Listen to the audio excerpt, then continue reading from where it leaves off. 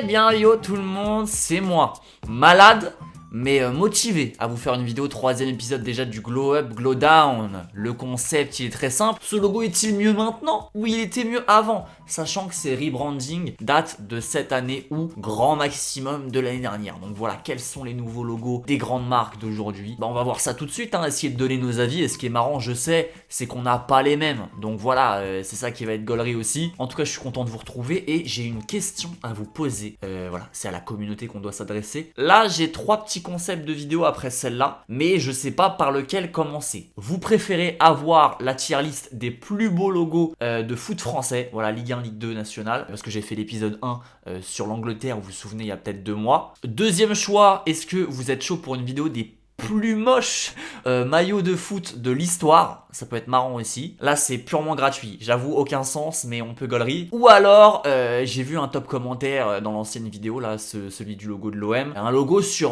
PowerPoint. Alors je me suis jamais vraiment servi de cette application, mais est-ce que ça vous ferait chauffer que je fasse un logo sur une vieille appli du type Paint ou PowerPoint? Est-ce que ça vous ferait kiffer de me voir galérer? Bref, à vos commentaires, je veux voir ce qui revient le plus. Allez, c'est parti comme d'hab, 10 logos dans ce Glow Up, Glow Down. Voilà, petite série qu'on a installée quand même sur la chaîne. Donc c'est par ordre alphabétique. Tous ceux qui se posent la question, donc on va commencer par Bandai Namco. Il a changé, je crois, cette semaine celui-là. Alors ils ont encore l'ancien actuellement, le nouveau arrivera en 2022. C'est ce qu'ils ont mis et tout. Donc pour tous ceux qui savent pas, Bandai et Namco, c'était deux entreprises différentes qui ont fusionné.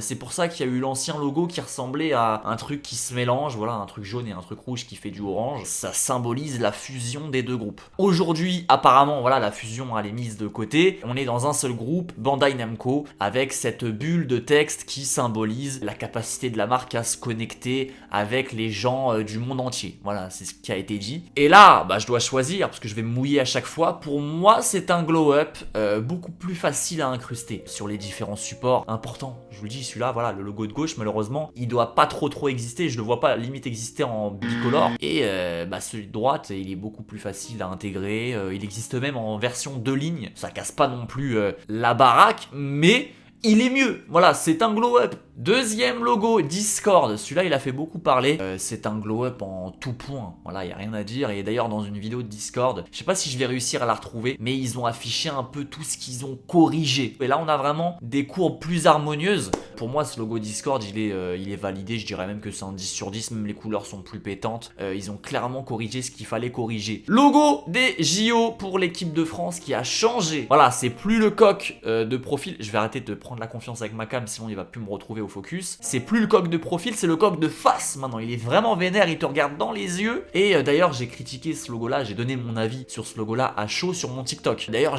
voilà, mon petit TikTok sur l'OM, ça y est, il a fait plus de 30 000 vues et tout. Alors, pour les experts de TikTok, je vous le demande, est-ce que c'est beaucoup? Je sais pas. Quoi qu'il en soit, les autres font pas beaucoup, mais du moins j'expérimente un peu TikTok. Si vous voulez me suivre un petit peu, c'est Clé Monstre. Donc voilà, allez-y, et j'ai donné mon avis à chaud sur le logo de la France, et je vais vous le redire, j'aime pas trop, je préférais du moins avant. Je trouve qu'on a un petit peu descendu, je le trouve agressif, et comme je l'ai dit dans mon TikTok, je trouve que mine de rien, cette flamme bleue, elle me fait un peu penser au logo du Rassemblement National. Voilà, donc après, c'est vrai qu'on me l'a mentionné sur mon TikTok, mais en fait, c'est pas le logo du RN qui a le monopole de la flamme, il a raison. C'est pas parce qu'on met une flamme qu'automatiquement on doit penser à ça et tout, et on peut l'utiliser dans un logo, voilà, une flamme bleue, une flamme rouge, on peut l'utiliser, mais moi dans ma tête, j'y peux rien, ça m'a fait directement penser à ça. Donc ouais, je pense qu'on pouvait trouver plus positif et ouais, mais peut-être voilà, continuer avec la phase de profil. On pouvait aussi faire une flamme de profil avec le coq et s'y retrouver aussi. Logo de l'Islande. Je crois que celui-là il a changé l'année dernière. Et là oui,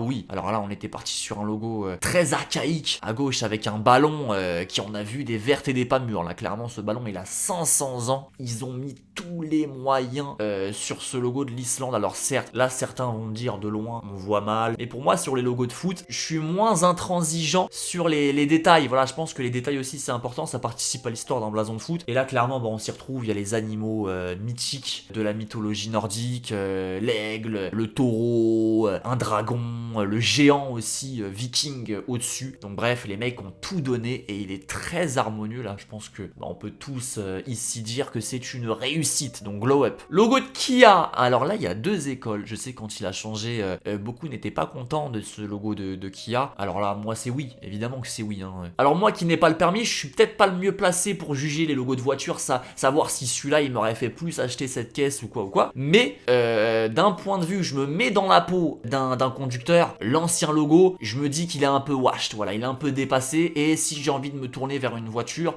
je vais peut-être pas aller sur une Kia. Là, le nouveau logo, il prône un petit peu plus la nouveauté. J'ai fait mes petites recherches et la marque compte vraiment aller dans l'électrique. Donc c'est pour ça qu'on a un logo, voilà, qui est fait d'une seule ligne, hein, qui est très électrique, qui est très rapide, comme ça symbolise vraiment la vitesse et tout. On est bien évidemment dans la tendance du flat design, donc un logo qui est que d'une seule couleur, avec très peu d'ombre portée, peu de dégradés aussi, donc qui va en saouler plus d'un, mais si on voit le bon côté, bah ouais, c'est un logo qui va être plus facile à intégrer sur les publicités, vidéo, papier, enfin bref, c'est plus simple. Logo de Peugeot, donc là on va enchaîner les voitures, hein. Il y a eu beaucoup de rebranding de voitures cette année, voilà, ils sont retournés à un logo, donc on pourrait croire qu'ils se sont modernisés avec ce blason type voiture de sport. Là clairement ils ont passé un peu la vitesse haut de gamme, mais pourtant ils sont revenus à leur logo des années 60. Voilà, je vous affiche les anciens logos de Peugeot, voilà, ça ressemble quasiment à la même chose, hein, au logo des années 60 avec le lion comme ça de profil. Ouais, on aime bien,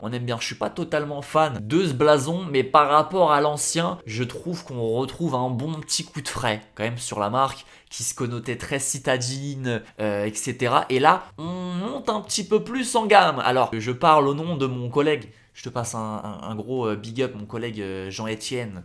Ça y est, Jean-Étienne, il a pris en galon, il présente la petite quotidienne d'Automoto Express. Mais lui, voilà, il s'y connaît en bagnole et il m'a dit, clairement, on sent que la marque monte un petit peu en gamme et que ce logo sera présent uniquement sur les prochains modèles. Hein. Moi qui disais que ça va faire bizarre de voir une 206 avec le nouveau logo de Peugeot, bah ce sera pas le cas en fait. On passe à Pfizer. Ouais, ils ont fait le rebranding, c'est le laboratoire pharmaceutique, bien sûr. Première dose, deuxième dose.